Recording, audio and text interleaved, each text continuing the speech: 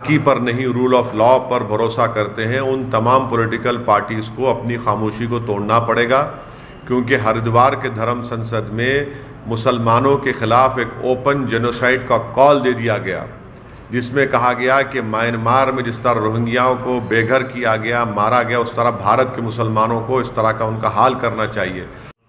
और बीजेपी और बीएसपी हमारे ब्राह्मण भाइयों के वोटों के लिए पूरी कोशिश कर रही है, मगर देखिए इन तमाम में कॉमन फैक्टर है कि सिवाय 19% उत्तर प्रदेश के मुसलमानों के सब कास्ट और बरादरियों के ऊपर मेहनत की जा रही है, और 19% मुसलमानों को इन तमाम पार्टीज़ ने यतीम और लाचार बनाकर छोड़ दिया है, और इनके कोई वोट की अहमियत नहीं रही। तो यही बात हम उत्तर प्रदेश के मुस्लिम माइनॉरिटी को बता रहे हैं कि भाई आपकी कोई लीडरशिप को आपको पैदा करना पड़ेगा।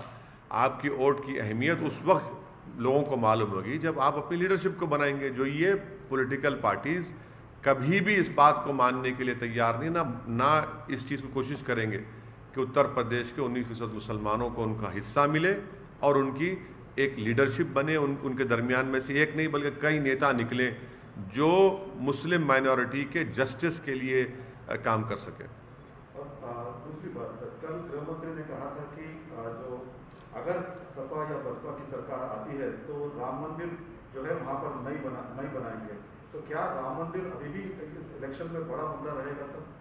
अब ये तो आप मीडिया के लोगों को तय करना है, जो हमारी हर स्पीच के बाद आप लोग कुछ ना कुछ उसमें निकालते हैं नुक्ता।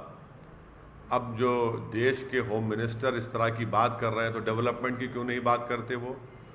वो देश के होम मिनिस्टर हैं तो उनको ये बताना चाहिए कि नमी में गंगा के जो डायरेक्टर जनरल ने अपनी किताब में कहा कि कोविड के दूसरे फेज में लाशें बह रही थी गंगा के ऊपर, वो उस पर बात करें ना, उस पर बात ही नहीं करेंगे।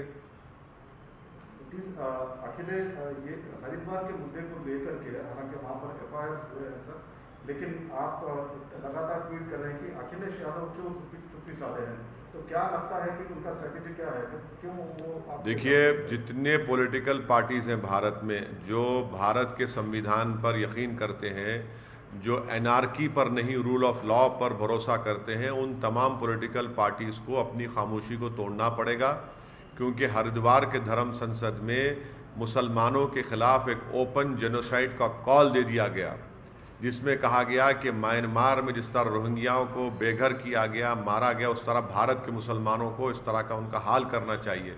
अगर समाजवादी पार्टी वहाँ पर 70 सीट पर चुनाव लड़ेगी, कांग्रेस वहाँ पर अपना गवर्नमेंट बनाने की बात कर रही है, मनमोहन सिंह को गोली से मारने की बात कही गई जो देश के एक्स प्राइम मिनिस्टर हैं, तो इस पर भी आप रिएक्ट नहीं करें। कब रिएक्ट करेंगे?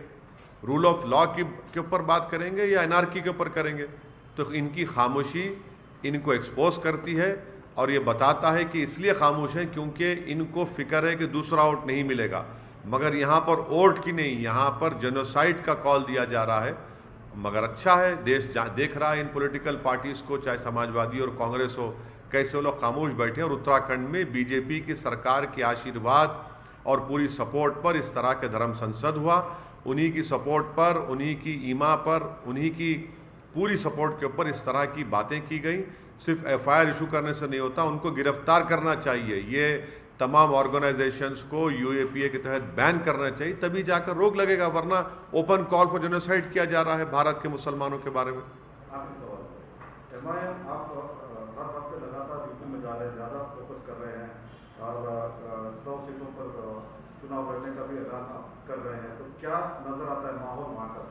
देखिए, जहाँ तक मेरी बात है, मैं अपने तमाम पार्टी के जिम्मेदारों के साथ, पार्टी के अरकान कार्यकर्ता के साथ, हम सब लोग मिलकर मेहनत कर रहे हैं। हमारे हाथ में मेहनत करना है, जुस्तजू करना है, अच्छे फैसले लेना है। आगे इंशाअल्लाह ताला अल्लाह सुब्हानहू तआला उत्तर प्रदेश की जनता के दिलों में मोहब्बत डालेगा और वो वोट में तब्दील होगा। हम सबसे मुलाकात कर रहे हैं, सबसे बात कर रहे हैं और यही हमारी कोशिश है।